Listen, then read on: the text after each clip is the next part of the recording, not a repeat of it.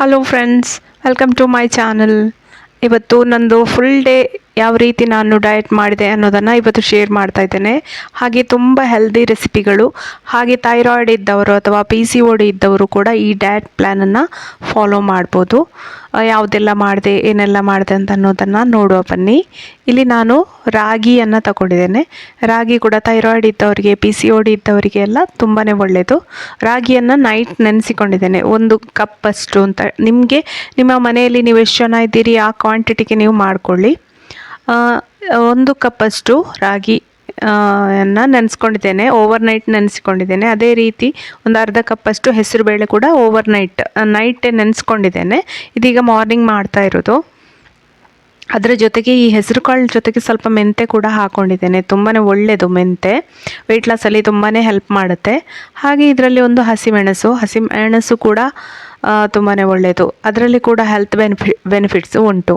ಹಾಗೆ ಕೊತ್ತಂಬರಿ ಸೊಪ್ಪು, ಒಂದು ಸ್ವಲ್ಪ ಶುಂಠಿ, ರುಚಿಗೆ ಎಷ್ಟು ಬೇಕಷ್ಟು ಉಪ್ಪನ್ನು ಹಾಕಿ ಗ್ರೈಂಡ್ ಮಾಡ್ಕೊಳ್ಳೋದು.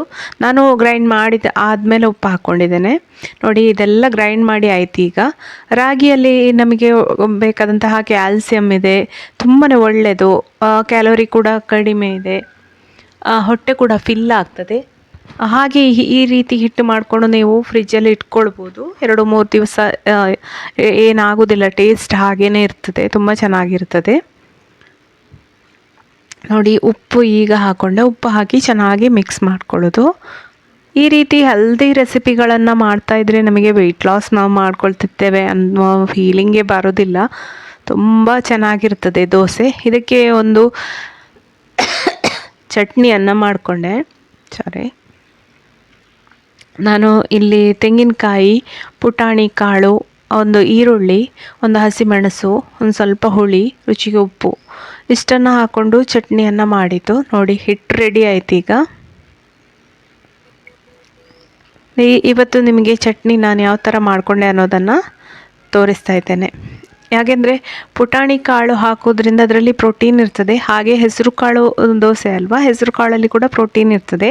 ನಮ್ಮ ಡಯಟಲ್ಲಿ ನಾವು ಯಾವಾಗಲೂ ಪ್ರೋಟೀನು, ಫೈಬರ್, ಆಮೇಲೆ ಕಾರ್ಬೋಹೈಡ್ರೇಟ್, ಇದು 3 ಕೂಡ ಬ್ಯಾಲೆನ್ಸ್ ಆಗಿ ತಗೊಳ್ಬೇಕು. ಹೀಗೆ ತಗೊಳ್ಳೋದ್ರಿಂದ ನಮ್ಮದು ವೆಯ್ಟ್ ಲಾಸ್ ತುಂಬಾ ಈಸಿ ಆಗುತ್ತೆ. ಹಾಗೆ ನಮ್ಮ ಹೆಲ್ತಿಗೆ ಬೇಕಾದಂತಹ ನ್ಯೂಟ್ರಿಯೆಂಟ್ ಎಲ್ಲ ಸಿಗುತ್ತೆ. ಪ್ರೋಟೀನ್ ಕೂಡ ಇನ್ಕ್ಲೂಡ್ ಮಾಡಬೇಕು ಪ್ರತಿಯೊಂದು ಮೀಲಲ್ಲಿ ಕೂಡ. ಇಲ್ಲಿ ನನಗೆ ಇವತ್ತು ಹೆಸರು ಕಾಳಿನಲ್ಲಿ ಪ್ರೋಟೀನ್ ಇದೆ. ಹಾಗೆ ನಾನ್ ವೆಜ್ ತಿನ್ನುವವರು ಮೊಟ್ಟೆ ಅದನ್ನು ಬಳಸ್ಕೊಳ್ಬೋದು, ಅದರಲ್ಲೇ ಚೆನ್ನಾಗಿ ಪ್ರೋಟೀನ್ ಸಿಗ್ತದೆ.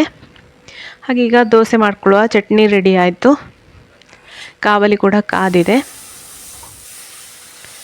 ನಾನು ಸ್ವಲ್ಪ ಹಿಟ್ಟಾಕಿ ಸುರುವಿನ ದೋಸೆ ಸ್ವಲ್ಪ ಸಣ್ಣಗೆ ಮಾಡಿಕೊಂಡೆ. ಆಮೇಲೆ ನೆಕ್ಸ್ಟ್ ಸ್ವಲ್ಪ ದೊಡ್ಡ ದೋಸೆ ಮಾಡ್ಕೊಂಡಿದ್ದೇನೆ. ಇದಕ್ಕೆ ಈ ತುಪ್ಪ ಸ್ವಲ್ಪ ಹಾಕ್ಕೊಂಡು ಬೇಯಿಸ್ಕೊಂಡಿದ್ದೇನೆ. ದೋಸೆ ಮಾಡಬೇಕಾದ್ರೆ ಒಂದು ಸ್ವಲ್ಪ ತುಪ್ಪ ಹಾಕ್ಕೊಂಡ್ರೆ ಏನು ಪರವಾಗಿಲ್ಲ. ತುಪ್ಪ ಕೂಡ ಆರೋಗ್ಯಕ್ಕೆ ತುಂಬಾ ಒಳ್ಳೆಯದು. ಹಾಗಂತೇಳಿ ಜಾಸ್ತಿ ಬೇಡ, ಎಷ್ಟು ಬೇಕು ಅಷ್ಟೇ ಯೂಸ್ ಮಾಡ್ಕೊಳ್ಬೇಕು. ಯಾವುದಾದ್ರೂ ಕೂಡ ಅತಿ ಆಗಬಾರ್ದು. ಒಳ್ಳೆಯದು ಅಂತ ಹೇಳಿಕೊಂಡು ಜಾಸ್ತಿ ತಿನ್ನಬಾರ್ದು, ಲಿಮಿಟಲ್ಲಿ ಇರಬೇಕು. ತುಪ್ಪ ತಿನ್ಬೋದು, ಒಂದು ಅರ್ಧ ಚಮಚ, 1 ಚಮಚ ತಿನ್ಬೋದು, ತುಂಬ ಜಾಸ್ತಿ ಹಾಕ್ಕೊಳ್ಳೋದು ಬೇಡ. ಇದು ದೋಸೆ ಏಳಲಿಕ್ಕೆ ಕೂಡ ಏನು ಪ್ರಾಬ್ಲಮ್ ಇಲ್ಲ, ಚೆನ್ನಾಗಿ ಬರ್ತದೆ. ಹೀಗೆ 2 ದೋಸೆ ಮಾಡಿಕೊಂಡೆ. ಮತ್ತು ನೀವು ನಾನ್ ವೆಜ್ ಮಾಡ್ಕೊಳ್ಳುವವರು ನಾನ್ ವೆಜ್ ಐಟಮ್ ಮಾಡ್ಕೊಳ್ಬೋದು. ಲಂಚಿಗೆ ಎಲ್ಲ ಚಿಕನ್ ಐಟಮ್ ಆ ಥರ ಏನಾದರೂ ಮಾಡ್ಕೊಳ್ಳೋದು, ಅಥವಾ ಬೆಳಿಗ್ಗೆ ನೀವು ಎಗ್ ಬುರ್ಜಿ ಆ ಥರ ಎಗ್ ಐಟಮ್ ಎಲ್ಲ ಮಾಡುವುದಾದರೆ ಮಾಡ್ಬೋದು. ಯಾಕೆಂದರೆ ನಾನಿಲ್ಲಿ ತೋರಿಸುವಂಥದ್ದು ವೆಜ್ ರೆಸಿಪಿಗಳನ್ನು ಮಾತ್ರ. ಇಲ್ಲಿ ಡಯಟ್ ಮಾಡುವವರು ನಾನ್ ವೆಜಿಟೇರಿಯನ್ಸ್ ಆಗಿದ್ದರೆ ನೀವು ನಿಮಗೆ ನಾನ್ ವೆಜ್ಜಲ್ಲಿ ಯಾವ್ದು ಬರ್ತದೆ ಅದನ್ನು ಮಾಡಿಕೊಳ್ಳಿ. ನಾನು ಮಾಡೋಂಥ ಆಪ್ಷನನ್ನು ಮಾಡ್ತಾ ಇದ್ದೇನೆ. ನೀವು ಇದನ್ನು ಕೂಡ ಮಾಡ್ಕೊಳ್ಬೋದು. ಬೇರೆ ಆಪ್ಷನ್ ಕೂಡ ನಾನು ಹೇಳ್ತಾ ಇರ್ತೇನೆ, ಅದನ್ನು ಕೂಡ ಮಾಡ್ಬೋದು. ಇಲ್ಲಿ ರಾಗಿ ದೋಸೆ, ಹೆಸರು ಕಾಳು ದೋಸೆ ಹೀಗೆ ಮಾಡ್ಬೋದು. ಅದೇ ರೀತಿ ಕಡಲೆ ಹಿಟ್ಟನ್ನು ಬಳಸ್ಕೊಂಡು ಮಾಡ್ಬೋದು. ಆಮೇಲೆ ಗೋಧಿ ನುಚ್ಚು, ಅದರಿಂದ ಏನಾದರೂ ದೋಸೆ ಅಥವಾ ಇದು ಕಿಚಡಿ ಥರ ಎಲ್ಲ ಮಾಡ್ಕೊಳ್ಬೋದು. ಬೆಳಗಿನ ಆಪ್ಷನ್ ಹೇಳಿದೆ. ಹಾಗೆ ಅವಲಕ್ಕಿಯಿಂದ ಪೋಹ ಮಾರ್ನಿಂಗ್ ಜಾಸ್ತಿ. ಮತ್ತು ನಾನು ಮಾಡ್ಕೊಳ್ಳೋದು ಅಂತ ಹೇಳಿದರೆ ಓಟ್ಸಿದ್ದು ಓವರ್ನೈಟ್ ಓಟ್ಸ್ ಅಂತ ಹೇಳಿ ಮಾಡ್ಕೊಳ್ತೇನೆ. ನೈಟ್ ಮಾಡಿಟ್ರೆ ಬೆಳಿಗ್ಗೆ ಜಸ್ಟ್ ತಿನ್ನೋದಷ್ಟೇ ಕೆಲಸ, ಈಸಿ ಆಗುತ್ತೆ ನನಗೆ ಅಂತ ಹೇಳಿ ನಾನು ಓವರ್ನೈಟ್, ಅದು ವೆಯ್ಟ್ ಲಾಸಲ್ಲಿ ಒಂದು ತುಂಬ ಇಂಪಾರ್ಟೆಂಟ್ ರೋಲ್ ಮಾಡ್ತದೆ ಅಂತ ಹೇಳ್ಬೋದು. ಯಾಕೆಂದರೆ ಅಷ್ಟು ಕ್ಯಾಲೋರಿ ಕೂಡ ಲೋ ಇದೆ, ನ್ಯೂಟ್ರಿಯೆಂಟ್ಸ್ ಕೂಡ ಇದೆ. ನಾನು ನೆಕ್ಸ್ಟ್ ವೀಡಿಯೋದಲ್ಲಿ ಓವರ್ನೈಟ್ ಓಟ್ಸ್ ಕೂಡ ತೋರಿಸ್ತೇನೆ ನಾನು ಹೇಗೆ ಮಾಡಿದೆ ಅಂಥೇಳಿ. ನೋಡಿ ಇಲ್ಲಿ 2 ದೋಸೆ ರೆಡಿ ಆಯಿತು. ಅದಕ್ಕೆ ಚಟ್ನಿ ಕೂಡ ಹಾಕ್ಕೊಳ್ತಾ ಇದ್ದೇನೆ. ಇದನ್ನ ಆಗಿತ್ತು ನನ್ನ ಬೆಳಗಿನ ತಿಂಡಿ. 2 ದೋಸೆ ತೆಕ್ಕೊಂಡೆ, ಏನೂ ತೊಂದರೆ ಇಲ್ಲ. ನೀವು 2 ದೋಸೆ ರಾಗಿಯದ್ದು ಹೆಸರು ಕಾಳಿದ್ದು ದೋಸೆದ್ದು ತೆಕ್ಕೊಳ್ಬೋದು, ತುಂಬಾ ಚೆನ್ನಾಗಿರ್ತದೆ. ಅದು ಕ್ಯಾಲೋರಿ ಕೂಡ ಕಂಟ್ರೋಲ್ ಆಗಿರ್ತದೆ. ತುಂಬ 2 ದೋಸೆ ತಿನ್ಬೋದು, ಏನೂ ತೊಂದರೆ ಇಲ್ಲ. ಸ್ವಲ್ಪ ಚಟ್ನಿ ಕೂಡ, ಚಟ್ನಿಯಲ್ಲಿ ಕೂಡ ಪ್ರೋಟೀನ್ ಅಂಶ ಇದೆ. ಬೆಳಿಗ್ಗಿದ್ದು ಬ್ರೇಕ್ಫಾಸ್ಟ್ ಆದ ನಂತರ ನೆಕ್ಸ್ಟ್ ನಂದು ಬೆಳಿಗ್ಗೆ ಒಂದು 9 ಗಂಟೆ ಎಲ್ಲ ಆಗಿದೆ ತಿಂಡಿ ತಿನ್ನಬೇಕಾದ್ರೆ. ಆಮೇಲೆ ನೆಕ್ಸ್ಟ್ ಮಿಡ್ ಮಾರ್ನಿಂಗ್ ಸ್ನ್ಯಾಕ್ ಅಂತೇಳಿ ನಾನು ಪೇರಳೆ ಇತ್ತು, ಪೇರಳೆಯನ್ನು ತಗೊಂಡೆ. ಒಂದು ದೊಡ್ಡ ಪೇರಳೆ, ಸಣ್ಣ ಪೀಸ್ ಮೊದಲೇ ಒಂದು ಎಷ್ಟೊತ್ತಿಗೋ ತಿಂದಿದ್ದೆ. ಆಮೇಲೆ ಪೇರಳೆ ತುಂಬಾ ಒಳ್ಳೆಯದು, ಅದರಲ್ಲಿ ತುಂಬ ವಿಟಮಿನ್ಸ್ ಎಲ್ಲ ಇದೆ. ಇದು ಕ್ಯಾಲೋರಿ ಕೂಡ ಕಡಿಮೆ ಇದೆ. ವೆಯ್ಟ್ ಲಾಸಲ್ಲಿ ಕೂಡ ನಮಗೆ ಪೇರಳೆಯನ್ನು ಇನ್ಕ್ಲೂಡ್ ಮಾಡ್ಕೊಳ್ಬೋದು. ಮಾವಿನ ಹಣ್ಣು, ಬನಾನಾ ಎಲ್ಲ ಜಾಸ್ತಿ ತಿನ್ನಬಾರ್ದು, ಸ್ವಲ್ಪ ಸ್ವಲ್ಪ ತಿನ್ಬೋದು. ಆದರೆ ಇದು ಪೇರಳೆ ಎಲ್ಲ ತುಂಬಾ ಒಳ್ಳೆಯದು. ನಾನು ಮಿಡ್ ಮಾರ್ನಿಂಗ್ ಸ್ನ್ಯಾಕಾಗಿ ಪೇರಳೆಯನ್ನು ಚೂಸ್ ಮಾಡಿದೆ. ನೀವು ಪೇರಳೆಯ ಬದಲು ನಿಮ್ಮ ಮನೇಲಿ ಯಾವುದು ಆ್ಯಪಲ್ ಇದ್ದರೆ ಆ್ಯಪಲ್ ತಗೊಳ್ಬೋದು, ಪಪ್ಪಾಯ ಇದ್ದರೆ ಪಪ್ಪಾಯ ತಗೊಳ್ಬೋದು. ಯಾವ ಫ್ರೂಟ್ ನಿಮ್ಮ ಮನೆಯಲ್ಲಿದೆ ಅದನ್ನು ತಗೊಳ್ಬೋದು. ಅದರ ಜೊತೆಗೆ ಅದಲ್ಲ ಅಂದರೆ ಡ್ರೈ ಫ್ರೂಟ್ ಏನಾದಿದ್ದರೆ ಖರ್ಜೂರ, ಬಾದಾಮು ಆ ಥರ ಏನಾದರೂ ತಗೊಳ್ಬೋದು. ಅಥವಾ ನೀವು ಎಗ್ ತಿನ್ನೋರಾಗಿದ್ದರೆ ಒಂದು ಎಗ್ಗನ್ನು ಇಷ್ಟೊತ್ತಿಗೆ ತಿನ್ಬೋದು, ಒಂದು 11 ಗಂಟೆ ಹೊತ್ತಿಗೆ ಒಂದು ಎಗ್ಗನ್ನು ತಿನ್ಬೋದು, ಅಥವಾ ಎಳ್ನೀರನ್ನಾದರೂ ಕುಡಿಬೋದು. ಇದು ಆಪ್ಷನ್ ನಾನು ಕೊಟ್ಟಿದ್ದು. ಅದಾದಮೇಲೆ ನೆಕ್ಸ್ಟ್ ಲಂಚಿಗೆ ಇಲ್ಲಿ ಪ್ರಿಪೇರ್ ಮಾಡ್ತಾ ಇದ್ದೇನೆ. ನಾನಿಲ್ಲಿ ಒಂದು ದಾಲನ್ನು ಮಾಡ್ತಿದ್ದೇನೆ, ಹೆಸರು ಬೇಳೆಯಿಂದ ದಾಲನ್ನು ಮಾಡ್ತಿದ್ದೇನೆ. ತೊಗರಿ ಒಂದೊಂದ್ಸತಿ ನನಗೆ ತೊಗರಿ ಬೇಳೆಯಲ್ಲಿ ಗ್ಯಾಸ್ ಆದಾಗೆ ಆ ಥರ ಎಲ್ಲ ಆಗುತ್ತೆ. ಆದರೆ ನನಗೆ ಹೆಸರು ಕಾಳಿಂದ ಹೆಸರು ಬೇಳೆಯಿಂದ ದಾಲ್ ಮಾಡಿದರೆ ತುಂಬಾ ಟೇಸ್ಟ್ ಅಂತ ಅನ್ನಿಸ್ತದೆ. ಒಂದ್ಸತಿ ನೀವು ಬೇಕಾದರೆ ಟ್ರೈ ಮಾಡಿ. ನಾನಿಲ್ಲಿ ತುಂಬ ಸಿಂಪಲಾಗಿ ಮಾಡಿದ್ದೇನೆ, ತುಂಬ ಮಸಾಲೆ ಖಾರ ಮಾಡಲಿಲ್ಲ. ಸ್ವಲ್ಪ ಅರಸಿನ ಹುಡಿ ಹಾಕ್ಕೊಂಡು ಅಷ್ಟೇ ಹಾಕ್ಕೊಂಡಿದ್ದು. ಜೊತೆಗೆ ನಾನು ಬೆಂಡೆಕಾಯಿ ಪಲ್ಯ ಮಾಡಿಕೊಂಡೆ. ನಾನು ನೈಟಿಗೆ ಕೂಡ ಬೆಂಡೆಕಾಯಿ ಪಲ್ಯನ ತಗೊಂಡೆ. ಬೆಂಡೆಕಾಯಿ ಪಲ್ಯ ಅಂದರೆ ಬೆಂಡೆಕಾಯಿ ಆರೋಗ್ಯಕ್ಕೆ ತುಂಬ ಒಳ್ಳೆಯದು. ಕಾನ್ಸ್ಟಿಪೇಷನ್ ಇದ್ದವರಿಗೆ ಎಲ್ಲ ಅದು ತುಂಬಾ ಹೆಲ್ಪ್ ಆಗುತ್ತೆ. ಹಾಗೆ ಇಲ್ಲಿ ನಾನು ಬೆಂಡೆಕಾಯಿ ಪಲ್ಯ ಮಾಡ್ತಾ ಇದ್ದೇನೆ. ದಾಲನ್ನು ಬೇಯಿಸಲಿಕ್ಕೆ ಇಟ್ಟಿದ್ದೇನೆ. ಜಸ್ಟ್ ಒಂದು ಟೊಮೆಟೊ ದಾಲ್ ಆಮೇಲೆ ಸ್ವಲ್ಪ ನೀರು ಹಾಕಿ ಬೇಯಲಿಕ್ಕಿಟ್ಟೆ. ಇಲ್ಲಿ ಒಗ್ಗರಣೆಗೆ ಎಣ್ಣೆ, 1 ಚಮಚದಷ್ಟು ಎಣ್ಣೆ, ಸಾಸಿವೆ, ಉದ್ದಿನಬೇಳೆ, ಕರಿಬೇವು, ಒಣಮೆಣಸು, ನೀರುಳ್ಳಿ ಇಷ್ಟನ್ನು ಹಾಕಿ ಫ್ರೈ ಮಾಡ್ಕೊಳ್ಳೋದು. ಜೊತೆಗೆ ಒಂದು ಟೊಮೆಟೊ ಕೂಡ ಕಟ್ ಮಾಡಿ ಇಟ್ಕೊಂಡಿದ್ದೇನೆ, ಟೊಮೆಟೊವನ್ನು ಕೂಡ ಹಾಕ್ಕೊಳ್ಳೋದು. ಇಲ್ಲಿ ಕೂಡ ಹಾಗೆ ಲಂಚಲ್ಲಿ ನಿಮಗೆ ಬೇಕಾದ ಆಪ್ಷನನ್ನು ಚೂಸ್ ಮಾಡ್ಬೋದು. ನೀವು ಚಿಕನ್ ಏನಾದರೂ ಐಟಮ್ ಇದ್ದರೆ ಅದನ್ನು ಮಾಡ್ಕೊಳ್ಬೋದು. ಆದರೆ ಯಾವುದೇ ಐಟಮ್ ಮಾಡೋದಾದರೂ ಎಣ್ಣೆ ಕಡಿಮೆ ಬಳಸಿಕೊಂಡು ಮಾಡಿ.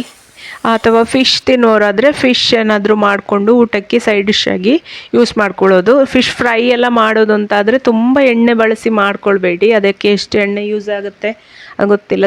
ತುಂಬ ಎಣ್ಣೆ ಹಾಕಿ ಮಾಡೋದಾದರೆ ಅಂಥದ್ದನ್ನು ಅವಾಯ್ಡ್ ಮಾಡಿ. ಫಿಶ್ ಆ್ಯಕ್ಚುಲಿ ಒಳ್ಳೆಯದು ಅಂತ ಹೇಳ್ತಾರೆ, ಆದರೆ ಅದಕ್ಕೆ ನೀವು ಹಾಕುವ ಎಣ್ಣೆಯಿಂದಾಗಿ ನಿಮಗೆ ವೆಯ್ಟ್ ಲಾಸ್ ಆಗಲಿಕ್ಕಿಲ್ಲ. ಎಣ್ಣೆ ಸ್ವಲ್ಪ ಕಡಿಮೆ ಹಾಕ್ಕೊಂಡು ಮಾಡಲಿಕ್ಕಾದರೆ ಟ್ರೈ ಮಾಡಿ. ನಾನ್ ವೆಜ್ ಚಿಕನ್ ಆ ಥರ ಅಥವಾ ಎಗ್ ಗ್ರೇವಿ, ಎಗ್ಗಿದ್ದು ಏನಾದರೂ ಐಟಮ್ಸ್ ನೀವು ಲಂಚಿಗೆ ಮಾಡ್ಕೊಳ್ಬೋದು. ಇಲ್ಲಿ ನಾನು ತೋರಿಸುವಂಥದ್ದು ವೆಜ್ ರೆಸಿಪಿಗಳು. ನೀವು ನಾನ್ ವೆಜ್ ಆದರೆ ನಾನ್ ವೆಜ್ಜನ್ನು ಕೂಡ ಇಲ್ಲಿ ಆ್ಯಡ್ ಮಾಡ್ಕೊಳ್ಬೋದು. ಬಟ್ ಎಣ್ಣೆ ಎಲ್ಲ ನೋಡ್ಕೊಳ್ಬೇಕು ಮಾಡುವಾಗ, ಅಡುಗೆ ಮಾಡ್ಕೊಳ್ಳುವಾಗ. ಇಲ್ಲಿ ನಾನು ಬೆಂಡೆಕಾಯಿ ಪಲ್ಯಕ್ಕೀಗ ಆಲ್ರೆಡಿ ಬೆಂಡೆಕಾಯಿಯನ್ನು ಒಂದು ಬಾಣಲೆಯಲ್ಲಿ ಒಂದು 5 ನಿಮಿಷ ಫ್ರೈ ಮಾಡಿ ಅದರಲ್ಲಿರುವಂಥದ್ದು ಇದಿರುತ್ತಲ್ಲ, ñೋಳೆ ಅಂತ ಹೇಳ್ತೇವೆ ನಾವು ಇಲ್ಲಿ, ನೀವು ಹೇಗೆ ಹೇಳ್ತೀರೋ ಗೊತ್ತಿಲ್ಲ, ಅದು ಹೋಗುವಲ್ಲಿವರೆಗೆ ಫ್ರೈ ಮಾಡಿಕೊಂಡಿದ್ದೇವೆ.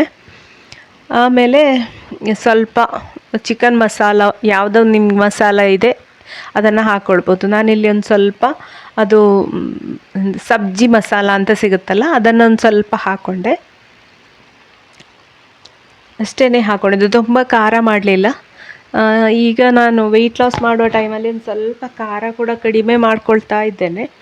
ಅಂದರೆ ಖಾರ ಮಾಡಿದರೆ ಒಂದು ಹೆಲ್ತ್ ಇಶ್ಯೂಸ್ ಏನಾದರೂ ಬರುತ್ತೆ ಅಂಥೇಳಿ, ಗ್ಯಾಸ್ಟ್ರಿಕ್ ಮೋಷನ್ ಇದ್ದದ್ದು, ಕಾನ್ಸ್ಟಿಪೇಷನ್ ಆ ಥರ ಎಲ್ಲ ಪ್ರಾಬ್ಲಮ್ ಬರುತ್ತೆ ವೆಯ್ಟ್ ಲಾಸ್ ಮಾಡ್ಕೊಳ್ಳುವಾಗ. ನಾವು ಎಷ್ಟು ತರಕಾರಿ ಹಣ್ಣುಗಳು ತಿಂತ ಇದ್ದರೂ ಕೂಡ ಕೆಲವೊಮ್ಮೆ ಕಾನ್ಸ್ಟಿಪೇಷನ್ ಆಗ್ತದೆ. ಅಂಥ ಟೈಮಲ್ಲಿ ನೀವು ಏನು ಮಾಡಿ ಅಂತ ಹೇಳಿದರೆ ಜಾಸ್ತಿ ಪಪ್ಪಾಯ ಆ ಥರ ತಿನ್ನಿ.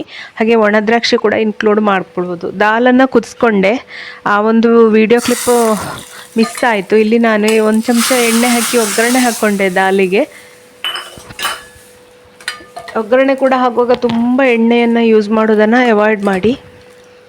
ನಾನಿಲ್ಲಿ 1 ಚಮಚ ಹಾಕಿ ನೋಡಿ ಈ ಥರ ಸ್ವಲ್ಪ ದಪ್ಪ ದಾಲ್ ಮಾಡಿಕೊಂಡೆ. ಇದಕ್ಕೆ ನೀವು ರಸಮ್ ಪೌಡರ್ ಏನಾದರೂ ಬೇಕು ಅಂತಾದರೆ ಹಾಕ್ಕೊಳ್ಬೋದು. ನಾನಿಲ್ಲಿ ಏನೂ ಹಾಕ್ಕೊಳ್ಳಿಲ್ಲ, ಸಿಂಪಲಾಗಿ ಮಾಡಿಕೊಂಡೆ.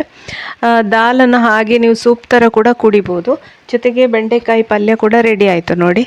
ಇದಕ್ಕೆ ಕೊನೆಯಲ್ಲಿ ಸ್ವಲ್ಪ ತೆಂಗಿನಕಾಯಿ ತುರಿ ಹಾಗೆ ಕೊತ್ತಂಬರಿ ಸೊಪ್ಪು ಹಾಕಿ ಮಿಕ್ಸ್ ಮಾಡಿದರೆ ರುಚಿಯಾದಂತಹ ಬೆಂಡೆಕಾಯಿ ಪಲ್ಯ ರೆಡಿ ಆಯಿತು.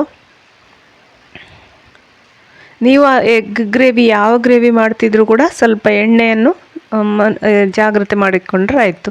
ಇಲ್ಲಿ ಸಲಾಡ್ ಅಂತ ಹೇಳಿ ನಾನು ಕ್ಯಾರೆಟನ್ನು ಕಟ್ ಮಾಡಿ ಇಟ್ಕೊಂಡಿದ್ದೇನೆ. ಹಾಗೆ ಫೈಬರ್ ಆಗಿ ಬೆಂಡೆಕಾಯಿ ಪಲ್ಯ ಇನ್ನೂ ಹಾಕ್ಕೊಳ್ಬೋದು. ಸ್ವಲ್ಪ ಜಾಸ್ತಿ ಪಲ್ಯ ತಿನ್ಬೋದು, ತೊಂದರೆ ಇಲ್ಲ.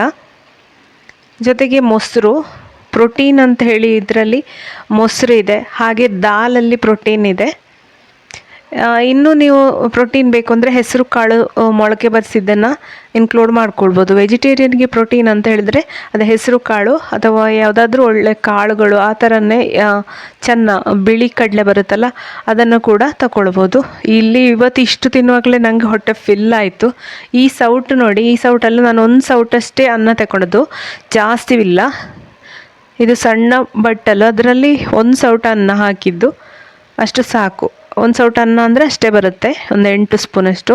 ಹಾಗೆ ಇದು ನಾನು ನೈಟ್ ಇದು ತೋರಿಸ್ತಾ ಇದ್ದೇನೆ.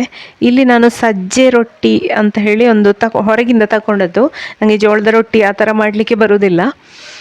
ಜೋವರ್ ರೊಟ್ಟಿ ಅಥವಾ ಸಜ್ಜೆ ರೊಟ್ಟಿ ಅಂತ ಹೇಳಿ ಬರ್ತದೆ. ಇದರಲ್ಲಿ 10 ರೊಟ್ಟಿಯನ್ನು ಇರುತ್ತೆ. ಹಾಗೆ ಇದಕ್ಕೆ 90 ರೂಪೀಸ್.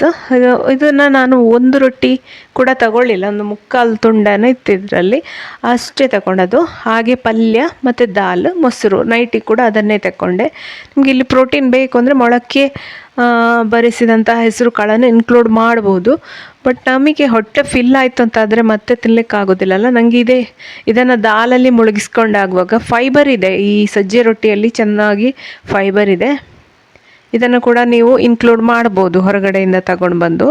ಈ ರೊಟ್ಟಿ ತುಂಬ ಚೆನ್ನಾಗಿರ್ತದೆ. ಇದಾಗಿತ್ತು ನನ್ನ ಇವತ್ತಿನ ದಿನ. ಫ್ರೆಂಡ್ಸ್, ನಿಮಗೆ ಈ ವಿಡಿಯೋ ಇಷ್ಟ ಆದರೆ ಖಂಡಿತ ಲೈಕ್ ಮಾಡಿ. ಹಾಗೆ ಚಾನಲನ್ನು ಸಬ್ಸ್ಕ್ರೈಬ್ ಕೂಡ ಮಾಡ್ಕೊಳ್ಳಿ. ನೀವು ಫಸ್ಟ್ ಟೈಮ್ ಈ ಚಾನಲನ್ನು ನೋಡೋದು ಅಂತಾದರೆ ಖಂಡಿತ ಸಬ್ಸ್ಕ್ರೈಬ್ ಮಾಡ್ಕೊಂಡು ನೋಡ್ಕೊಳ್ಳಿ.